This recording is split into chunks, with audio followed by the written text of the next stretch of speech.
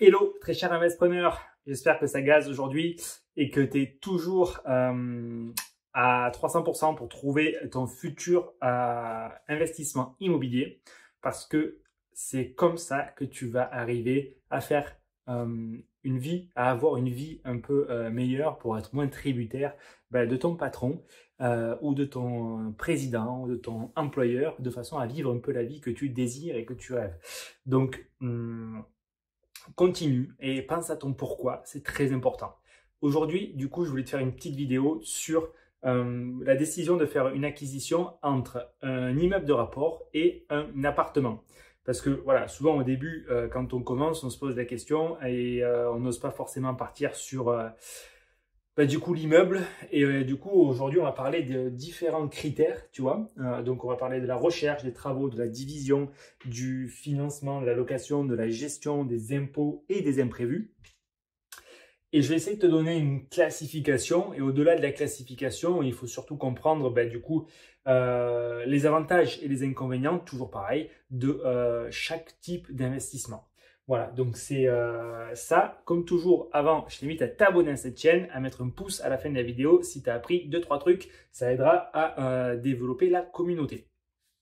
Allez, donc du coup, on va commencer avec le premier élément qui est la recherche. Et là, en fait, je ne vais pas trop faire attendre le suspense, mais ce qui va être d'autant plus intéressant, c'est de comprendre vraiment les éléments à chaque fois. Le suspense, tu vois, le score là, j'ai mis des notes en fait. Et bon, les notes sont vraiment en faveur de l'immeuble de rapport. Et c'est pas parce que je vends ou je propose un accompagnement pour acheter des immeubles de rapport que je te dis ça. Mais vraiment, j'ai commencé par les appartements. Et voilà, c'est factuel. Tu les notes et surtout, je vais te donner le détail de pourquoi est-ce que je te dis que si ton objectif, c'est d'avancer vers la liberté et l'indépendance financière, la tranquillité d'esprit, bon, avec les appartements, ça va être très très long et beaucoup plus compliqué. Parce que en fait, la recherche, tu vois, c'est le seul avantage que je vois en fait à acheter un appartement. Parce que c'est beaucoup plus facile, il y en a beaucoup plus, il y a beaucoup plus de choix, c'est clair. Alors qu'un immeuble, d'autant plus si tu cherches un immeuble vide ou partiellement vide, comme je te le recommande, parce que acheter avec des locataires pas en place, pas toi qui les as choisis, après c'est vite des galères, et les travaux, il faut les budgétiser pour que tu puisses faire les travaux avec l'argent de l'emprunt quand ils partiront, s'ils partent. Donc voilà, pour s'éviter ces deux contraintes-là, autant que possible, on va chercher des immeubles vides ou partiellement vides. Mais du coup, ça fait pencher la balance fortement pour trouver un appartement qui sera beaucoup plus trouvable facilement, on va dire, par rapport à un immeuble, c'est déjà plus compliqué. Deux, tu vas en trouver peut-être à la campagne, mais pas forcément dans les grandes villes, donc il va falloir aller dans des villes particulières, à des localisations qui sont à des budgets accessibles. Et trois, il faut qu'il soit vide ou partiellement vide, parce que sinon, s'il n'y a pas de travaux et que c'est nickel, mais que tu as tout inspecté et que tu as parlé à tous les locataires et que tout va bien, très très bien, tu n'as pas choisi les locataires, tu les as rencontrés, ça se passe bien, il n'y a pas de travaux parce que c'est refait à neuf, c'est nickel, ouais, tu n'auras pas de soucis. Mais clairement, je te dis, tu ne fais pas une bonne affaire parce que c'est le vendeur qui est en train de faire une bonne affaire parce que toi, tu es en train de payer ça très cher. Donc, voilà, ça va être beaucoup plus compliqué de trouver un immeuble vide ou partiellement vide, on ne va pas se le cacher. Mais les autres facteurs sont tous en faveur de l'immeuble. Prenons les travaux. Les travaux, ça va être beaucoup plus facile pour les artisans en termes de planning. Ils vont pouvoir s'organiser et ils vont aller faire, non pas à la chaîne, mais ils vont faire tout en groupe en fait. Tout le placo, toutes les peintures, voilà, toute la plomberie, toute l'électricité. C'est beaucoup plus facile. Ils peuvent stocker beaucoup plus facilement leur matériel. Alors que dans un appartement, il y en a un peu partout. C'est beaucoup plus compliqué pour eux. Pour avoir accès, ça sera aussi beaucoup plus facile. Et même sans parler du bruit, où là, ils sont quand même un peu plus autonomes. Ils n'ont pas forcément à penser aux voisins. Donc, c'est vraiment plus pratique pour eux de travailler en fait dans un immeuble que dans un appartement. En termes d'accès, en termes de stockage, en termes de gestion du planning. Voilà, ça sera beaucoup plus facile. La division, comme je te le recommande dans cet accompagnement, la division, en fait, n'y a pas photo. Diviser un appartement, c'est légalement, enfin déjà techniquement, c'est compliqué, on va pas se le dire, parce que voilà, il faut faire attention aux évacuations. Les arrivées d'eau, d'électricité, on s'en sort, mais c'est souvent la problématique des évacuations et des fenêtres. Mais bon, potentiellement, si vous arrivez à trouver un bien qui techniquement répond à ces questions-là, ok. Mais légalement, il va falloir passer par la copropriété, voilà, il va falloir passer par le PLU. Donc là, ça va être quand même beaucoup plus compliqué. Le PLU, vous l'avez aussi dans un immeuble, mais dans l'immeuble, vous n'avez pas la copropriété. Donc il y a beaucoup moins d'autorisation. Et surtout, pour faire passer les évacuations dans un immeuble, ben, c'est beaucoup plus facile parce que, en gros, les planchers, vous pouvez faire des trous, vous pouvez les trouer. Donc, c'est beaucoup plus facile à se raccorder sur des réseaux existants ou à utiliser les espaces comme on le veut que quand on est dans un appartement qu'on va diviser. On va avoir quelques mètres en fonction de la pente et de la distance pour pouvoir se raccrocher aux évacuations existantes. Mais sinon, on va vite être limité techniquement. Alors que dans un immeuble, on aura beaucoup plus de solutions pour faire ces fameuses évacuations, qui sont le principal problème. Voilà. Parce qu'après, on ne va pas forcément partir sur des projets à création d'ouverture qui demandent des architectes, ça c'est encore un autre débat. Mais simplement une division de l'eau, c'est beaucoup plus facile dans un immeuble que dans une copropriété. En termes de financement, ben là, tout va dépendre de la façon dont vous présentez la chose. Et du coup, si vous présentez la chose correctement au banquier, moi, ce que je fais, c'est que j'y montre que comme il y a plusieurs lots, en fait, le risque est dissipé. Parce que si j'ai un locataire qui me paie pas, ben, du coup, j'ai les autres qui vont grappiller mon cash flow. Mais dans tous les cas, ça ne me coûtera pas. Au pire, le bien, il s'autofinancera. Parce que voilà, vous pouvez toujours prendre sur 5 locataires, un mauvais potentiellement, et les 4 autres financent quand même la totalité de l'achat.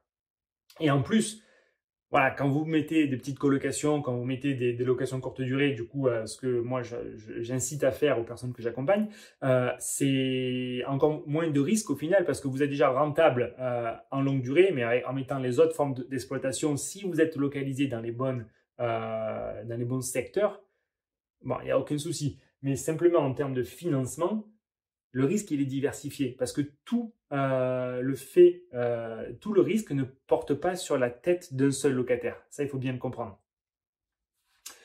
En termes de location, ben pareil, en termes de location, ça va être beaucoup plus facile. Ne serait-ce que pour mettre une boîte à clés. Hein, vous avez déjà essayé de mettre une boîte à clés sur une copropriété? Ben, si vous voulez le faire correctement, c'est très compliqué. Alors que si vous êtes propriétaire de l'immeuble, ben, vous faites un petit peu ce que vous voulez. Voilà, on ne va pas détériorer la façade et on ne va pas passer par la mairie. Mais on peut trouver plus de solutions que si vous devez respecter les règles de la copropriété.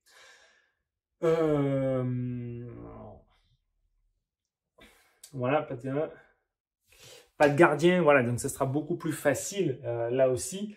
Et en termes de gestion, pareil, vous aurez toutes vos locations qui seront sur un emplacement, donc ça sera beaucoup plus facile, économique et rentable pour votre prestataire parce que du coup, il n'aura pas à se déplacer à plusieurs endroits. Parce qu'au final, qu'est-ce que vous allez faire? Si vous investissez dans une ville que vous choisissez, que vous connaissez, il y a de la tension locative, les prix sont bons, vous connaissez les rues, vous connaissez les quartiers. En fait, si vous avez plusieurs appartements dans cette ville, ce sera certainement le même locataire, le même prestataire, pardon, qui va s'occuper de vos bébés.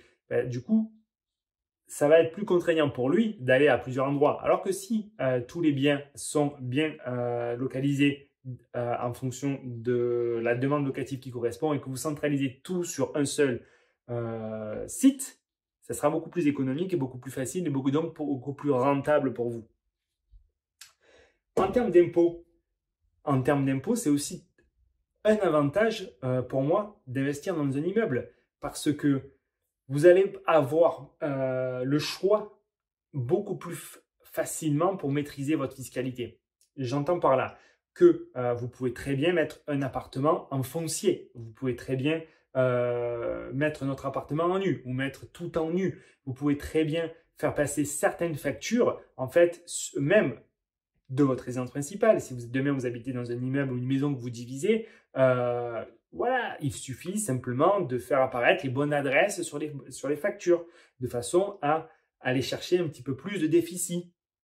Donc, Voilà, attention quand je dis ça, voilà, mais vous avez beaucoup plus de marge de manœuvre en termes d'allocation des charges et des factures sur un immeuble que sur un appartement. Donc, fiscalement, vous contrôlez mieux votre déficit. Et les imprévus, c'est souvent la bête noire des immeubles parce qu'on se dit, ah oui, mais là, on est tout seul à bord. Mais je vous dis, en copropriété, ils décident en fait voilà, de remettre un coup de peinture en fait, sur des places de parking ou dans le couloir. Il y a des décisions en fait, qui doivent être prises à l'unanimité et d'autres pas. Il y en a qui sont obligatoires. Il y en a qui vous concernent, il y en a qui ne vous concernent pas. Et mine de rien, pour avoir eu plusieurs appartements en copropriété, que ce soit des grosses, des récentes ou des anciennes ou des petites copropriétés, je vous assure qu'il y a toujours des surcoûts par rapport aux charges qui sont données. Et ça, c'est du coup très, très énervant. Alors, c'est vrai que le risque, il va être dissipé, mais voilà, à part si vous êtes un propriétaire très impliqué dans votre copropriété et que vous allez à toutes les assemblées générales pour suivre les décisions et que du coup, vous faites valoir votre vote et vous défendez votre opinion souvent à l'encontre potentiellement des voisins ou des autres propriétaires, à mon sens, il vaut mieux connaître son investissement, mitiger les risques, faire les bonnes provisions de façon à avoir la trésorerie nécessaire lorsqu'il y aura des imprévus. Et vous êtes le seul maître à bord, mais surtout, vous êtes le seul décisionnaire de ce qu'il faut faire ou pas. Parce que il n'y a rien de plus frustrant, en fait, que devoir faire avec une décision pour laquelle on n'est pas d'accord. Et donc, au final, moi, je préfère être seul, décisionnaire, et du coup, la responsabilité de faire un bon achat, elle m'appartient, et la responsabilité de bien gérer mon bien avec les bonnes provisions, parce qu'il y aura toujours des imprévus, on ne va pas se le cacher, il y aura toujours des petits travaux à faire. Ça, c'est uniquement en lien avec votre expertise et votre capacité d'organisation, de gestion de ces imprévus-là, et pas soumis, du coup, au bon désir de la copropriété ou du syndic. Voilà ce que je voulais te dire. Donc du coup, tu as un lien en description de cette vidéo. Comme toujours, tu sais qu'on peut parler de tes projets avec grand plaisir. Je te retrouve au téléphone ou lors de la prochaine vidéo. Ciao, ciao!